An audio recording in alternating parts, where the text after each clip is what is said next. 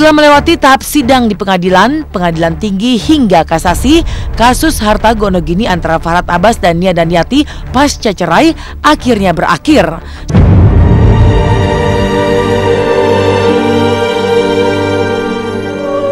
Sesuai dengan putusan kasasi di Mahkamah Agung, di mana Farhad menjadi pemenang, akhirnya rumah tempat Nia dan putranya Angga tinggal saat ini harus dibagi dua. Artinya, dari rumah yang berdiri di atas tanah seluas kira-kira 1000 meter persegi itu, Nia dan Yati mendapat hak tinggal di tanah seluas 500 meter, sementara Farhad mendapat hak 500 meter persegi.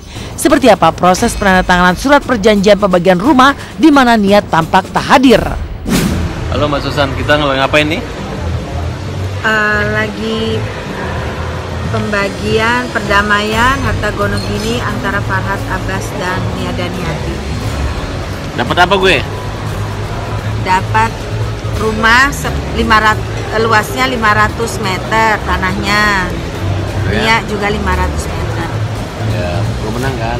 Damai ya? Damai lah. Oke, sukses ya. Amin.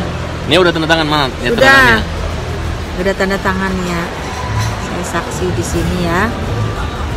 Ini tanda tangannya. Yakin? Udah. Saksinya tuh, lihat. Dia masih malu ketemu gue. Di mana Nia Daniati ya? Sana kan? Di sana.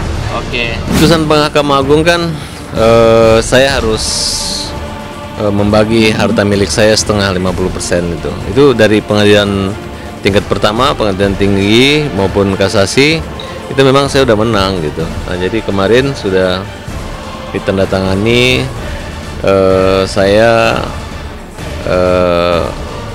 harus memberi Nia separuh dari harta saya. Tadinya mau dijual. Kalau dijual itu kan berarti kita cari pembeli. Membeli kan saat ini kan kondisi ekonomi kita kan agak sedikit menurun lah untuk properti ya. Jadi daripada berlarut-larut, Farhad juga maunya cepet, daripada nanti masuk ke badan lelang gitu kan. Terus ini kan biayanya juga besar, terus juga harganya juga jadi jatuh. Akhirnya kesepakatan dibagi dua. Kita daftarkan ke BPN. Jadi sertifikat ini dipecah dua. Jadi luas tanahnya 1050 ya bagi dua ya 525 seperti itu.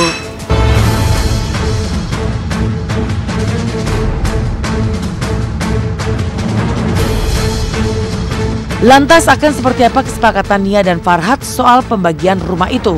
Benarkah Nia dan Angga akan tetap tinggal di dalam rumah sementara bagian garasi rumah hingga setengah dari kolam renang menjadi milik Farhad Abbas?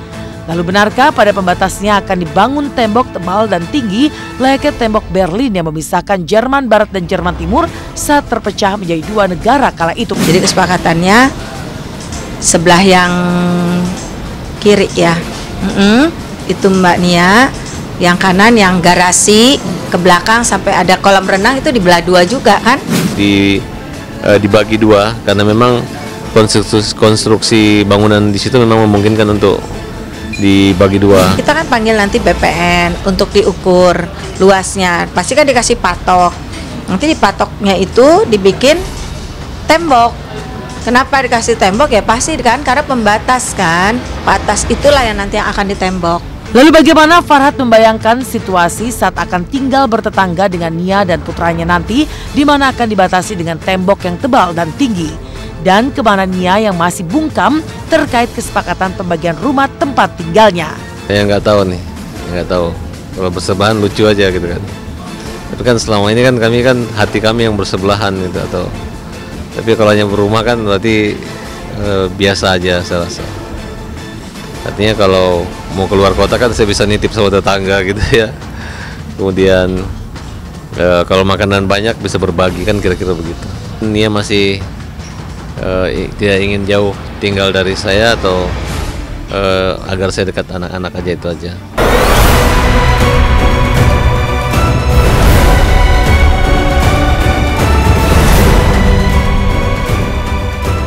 Dari kisah Farhad dan Nia Daniati yang akan membangun tembok Berlin di dalam rumah, Inilah kelanjutan kasus Dawia, putri Ratu Dangdut Elvi Sukaesi yang sedang ditahanan bersama sang pacar, sang kakak dan juga salah satu kakak iparnya yang tengah hamil.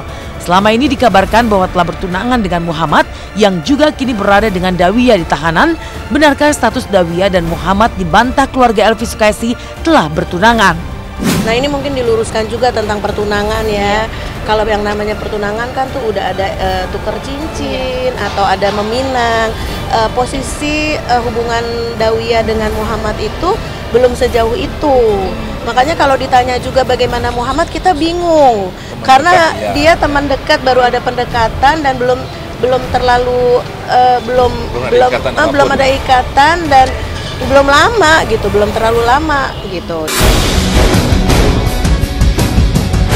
Tapi dengan adanya kejadian yang mencoreng nama baik keluarga besar sang Ratu Dangdut, di mana Muhammad dan Dawia ditangkap dalam keadaan sedang menggunakan narkoba di kediaman Dawia, benarkah restu yang telah diberikan Umi Elvi Sukaesi itu langsung berbalik 180 derajat alias tak menginginkan lagi adanya hubungan asmara di antara Dawia dan Muhammad? Tadinya mungkin keluarga berharap bisa menjadi jodohnya Dawia. Bentar.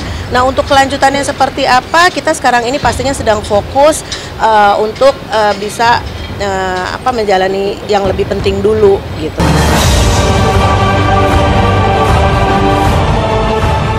Di saat sederet artis diciduk karena narkoba dan di tengah penyidikan sebelum masuk sidang di pengadilan, inilah suara dari aktor senior Tio Pakusadewo yang sedang direhabilitasi karena merupakan salah satu pemakai narkoba. Seolah menyesal atas pilihannya selama ini telah menjerumuskan diri dalam pengaruh narkoba. Seperti apa ungkapan hati penyesalan Tio Pakusadewo lewat lagu dan iringan gitar dari tempat rehabilitasi. Bila ku ingat lelah pakai narkoba, bandar piara-piara kandaku, sehingga aku bersalah. Ada dua contoh dalam kehidupan saya yang ingin saya sampaikan. Contoh pertama adalah contoh prestasi yang berakhir dengan senyuman yang abadi. Dan contoh yang kedua adalah contoh coba-coba pakai narkoba yang berakhir dengan siksa rumah rehab dan penyesalan yang sangat. Jangan ambil contoh yang kedua, ikuti saja contoh yang pertama. Waktu ku pakai hidupku amat gak tenang, uangku habis untuk beli narkoba. Aku tersiksa selamanya, namanya korban narkoba. Dan kabar berikutnya dibawa rombongan pemeran sinetron Tukang Ojek Pengkolan yang akhirnya pulang dari umroh. Kebanyakan baru pertama kali umroh. Seperti apa pengalaman Purnomo dan kawan-kawan yang banyak menangis saat berada di dekat Ka'bah? Tapi benarkah di Tanah Suci ada kejadian unik di mana Purnomo dan kawan-kawan menyaksikan hujan es batu mengguyur Tanah Suci yang jarang hujan?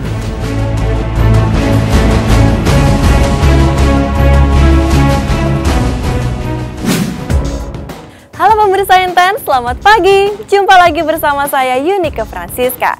Nah, kalau tadi sudah ada tembok Berlin di antara Nia Daniati dan juga Farhad Abbas, lalu ada juga kabar dari keluarga sang Ratu Dangdut. Kemarin nih, rombongan pemain Tukang Ojek Pengkolan baru saja pulang umroh. Membawa aura kebahagiaan, Purnomo dan kawan-kawan juga sempat merasakan hal unik serta langka loh. Selain menangis di Ka'bah, mereka juga sempat merasakan hujan es batu.